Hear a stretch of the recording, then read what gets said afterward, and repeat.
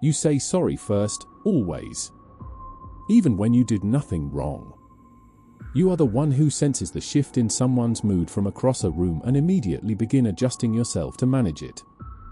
You are the one who laughs at things that are not funny, agree with opinions you do not hold, and abandon your own needs so quietly and so automatically that you're often not even aware you had needs to begin with. And you have probably been told your whole life that this is a virtue. That you are kind. That you are selfless. That you are easy to be around.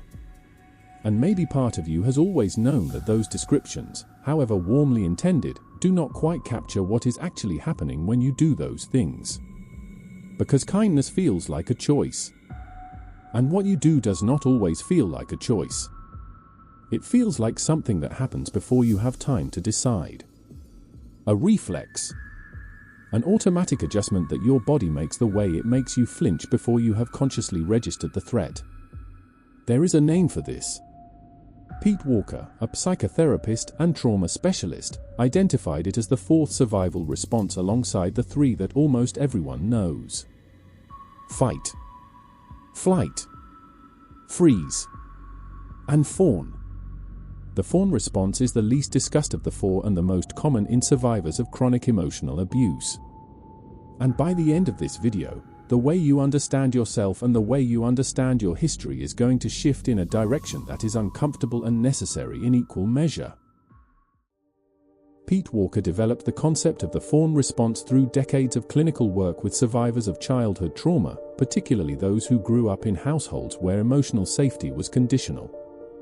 Walker observed that a significant portion of his clients had developed a pattern of response to threat that did not fit neatly into fight, flight, or freeze.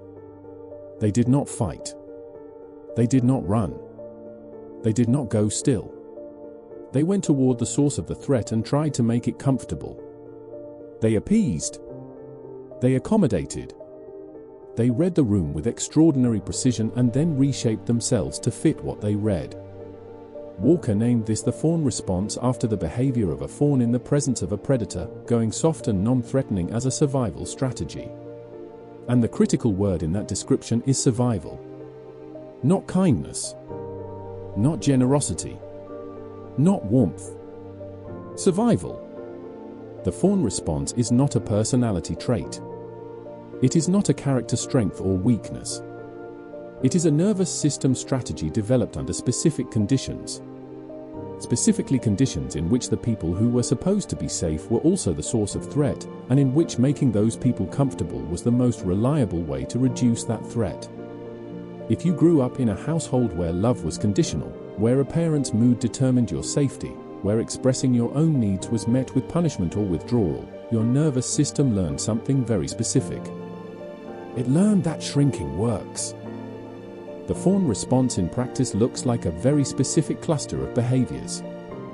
And most of the people who display them have never connected them to a shared origin because each behavior on its own appears unremarkable. You apologize excessively. Not just when you have done something wrong, but as a verbal habit, a social lubricant, a way of preemptively deflecting any possibility of displeasure. You agree with people even when you disagree. Not because you are dishonest, but because the discomfort of potential conflict activates something in your nervous system that your body resolves by eliminating the disagreement. You have difficulty knowing what you want. When someone asks where you would like to eat, the question produces a genuine blankness, because the neural pathway that tracks your own preferences has been so consistently overridden by the pathway tracking other people's preferences that it has atrophied from disuse. You feel responsible for other people's emotional states. If someone in the room is unhappy, you experience it as a personal emergency requiring resolution. You leave interactions not asking how they went for you, but asking how you came across to the other person. And underneath all of it, you feel a very specific kind of exhaustion. The exhaustion of someone who has been working very hard at something that nobody around them can even see is happening. Because it is happening below the threshold of conscious choice. And it has been happening for so long that it no longer feels like work. It feels like personality. The origin of the fawn response is almost always the same. A childhood environment in which the primary attachment figures, the people the child depended on for survival, were also unpredictable, threatening, or emotionally volatile. The child in this environment faces a problem with no good solution. The source of safety and the source of threat are the same person. You cannot fight them. You are small and dependent. You cannot flee. You have nowhere to go and you need them to survive. And so the nervous system, which is extraordinarily adaptive and extraordinarily motivated to find a solution, develops a fourth option. Appease. Monitor. Adjust. Become what is needed. Make the environment comfortable enough that the threat reduces. The child who learned to read a parent's footstep on the stairs and know from the sound alone what kind of mood was coming. The child who became very good at making a difficult parent laugh. The child who stopped asking for things they needed because asking reliably produced a worse outcome than not asking. That child was not being trained in selflessness. They were being trained in survival. And the training was extraordinarily effective. So effective that it continued long after the environment that produced it was gone. Long after the child grew into an adult who no longer needed to appease anyone to be safe. The nervous system did not get the memo that the danger had passed. It never does without specific and intentional intervention. The neuroscience underneath the fawn response sits within what Stephen Porges developed as polyvagal theory, one of the most important frameworks in contemporary trauma neuroscience. Porges described 3 states of the autonomic nervous system corresponding to 3 survival strategies. The ventral vagal state, the state of social engagement and connection. The sympathetic state, which mobilizes fight or flight. And the dorsal vagal state, which produces freeze and shutdown. But within the sympathetic activation that produces fight or flight, there is a distinct branch that Porges and subsequent researchers identified. The social engagement system under threat. The attempt to use connection and appeasement to regulate threat rather than confronting or fleeing it. This is the neurological address of the fawn response. The nervous system has assessed the threat and determined that fighting or fleeing is not viable. And instead of shutting down, it activates the social system in the service of threat management. You smile. You agree. You become warm and accommodating. Not because you feel warm. Because your nervous system has learned that warmth is the fastest available route to safety. And the body is exquisitely efficient at producing whatever it has learned produces safety. It does not require your conscious participation. It does not ask your permission. By the time you are aware that you are fawning, the fawn response has already been running for several seconds. You catch it on the way out, not on the way in. The distinction between genuine kindness and the fawn response is the one that matters most to understand. And it is a distinction that people who fawn often find genuinely threatening to examine.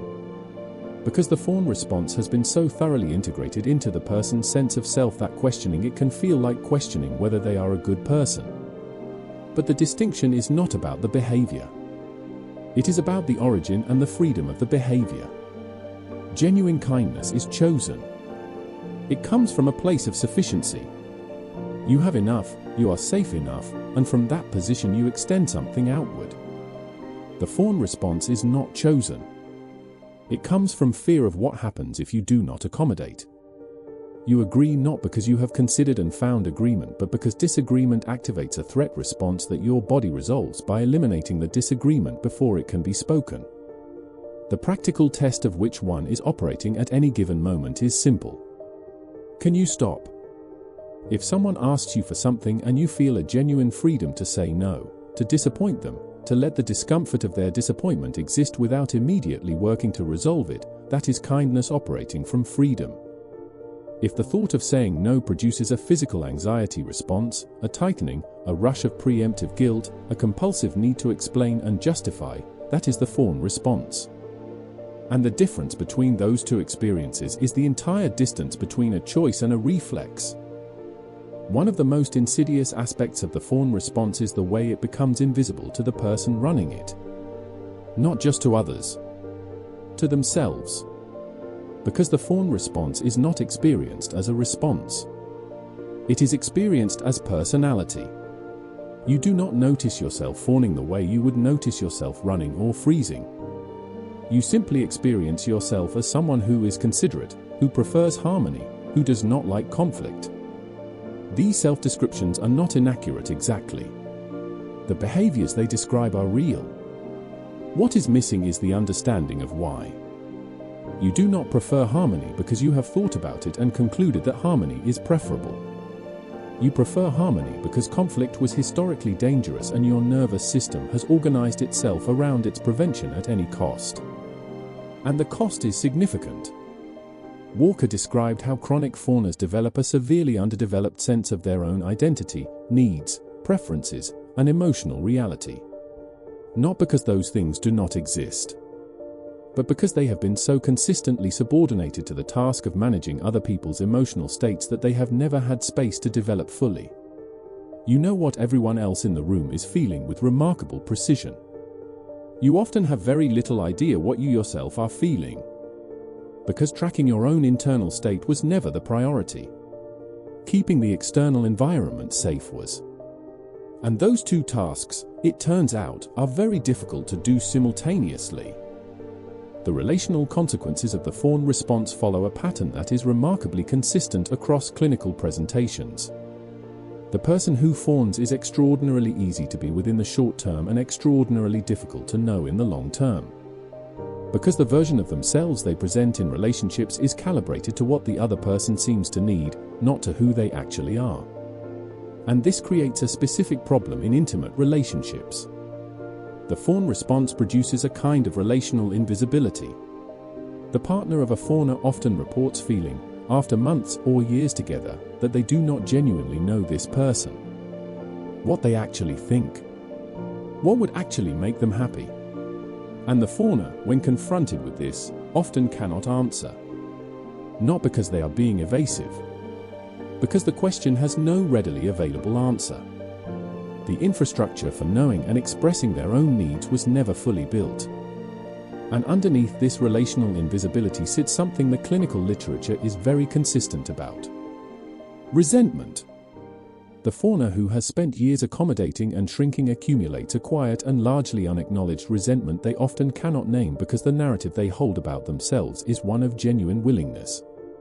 But the body keeps score. And what the body is scoring, below the surface of the agreeableness, is every time the real self was set aside in service of keeping someone else comfortable. The bill does not disappear because you never present it. It accumulates. There is a dynamic between the fawn response and certain predatory personality profiles that the research documents with uncomfortable clarity. The person who fawns is, from the perspective of a narcissistic or otherwise exploitative personality, an almost ideal relational target.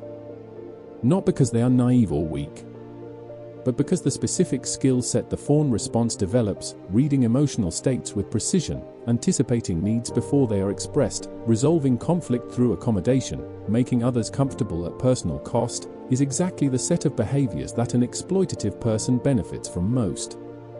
The fawner does not need to be manipulated into compliance. They arrive pre-compliant. They do not need to be convinced to set aside their needs. They have been doing that automatically since childhood. They do not put up the resistance that needs to be overcome because their nervous system resolves that resistance internally before it reaches expression. And the compatibility between the fawn response and exploitative personalities is not coincidental. Research on relational patterns in survivors of childhood emotional abuse consistently shows elevated rates of entry into adult relationships that replicate the original dynamic. The nervous system that was trained to manage a threatening caregiver will recognize the emotional signature of a threatening adult partner as familiar. And familiar, even when threatening, reads as safe to a system that was never taught the difference. You do not choose these relationships consciously. Your nervous system selects for what it already knows how to survive. Underneath the fawn response, underneath the agreeableness and the accommodation and the reflexive apology, there is almost always anger. Real, accumulated, largely unprocessed anger at years of setting the self aside. Anger at needs that were not met and could not be expressed. Anger at relationships that took without recognition. Anger at a version of the self that could not say no. This anger is one of the most important and most suppressed elements of the fawn response. Because the fawn response and anger are neurologically incompatible. The fawn response is an appeasement strategy. Anger is a mobilization response. They cannot run simultaneously. Which means every time anger would naturally arise in response to a genuine violation or an unmet need, the fawn response suppresses it. The accommodation happens instead of the anger. The apology happens instead of the anger. And the anger goes somewhere. It does not dissipate. It accumulates. It tends to emerge, when it finally does, in ways that feel disproportionate to the fawner and to everyone around them. A small thing breaks through the suppression and the full weight of everything behind it comes out at once. And then the fawn response activates in response to the outburst. The person apologizes for the anger that was the first honest thing they have expressed in weeks. And the cycle closes on itself again. The prison with no obvious door. And no obvious door because the lock is on the inside, and you put it there before you were old enough to understand what you were building. Recovery from the fawn response is not a process of becoming less kind. It is a process of becoming more honest. And it begins with the same thing that recovery from every pattern we have examined on this channel begins with. Recognition. The moment of seeing the behavior clearly enough to ask where it comes from rather than simply performing it again. The first practical intervention that clinical work with fawning consistently points toward is the development of what might simply be called a pause. The deliberate insertion of a moment between the stimulus and the response. Between the request and the accommodation. Between the conflict and the apology. In that pause, the question becomes available that the fawn response never asks. What do I actually want here? What do I actually feel? Is this something I am choosing or something my nervous system is choosing for me? The answers will often be uncomfortable at first. Because the fawn response has been managing discomfort so efficiently for so long that when you stop managing it and simply feel it, the discomfort feels enormous. Setting a boundary for the first time feels catastrophic when your nervous system has categorized boundary setting as a threat to survival since childhood. Saying no feels dangerous when your entire early experience suggested that no produced punishment or withdrawal. But the catastrophe does not materialize.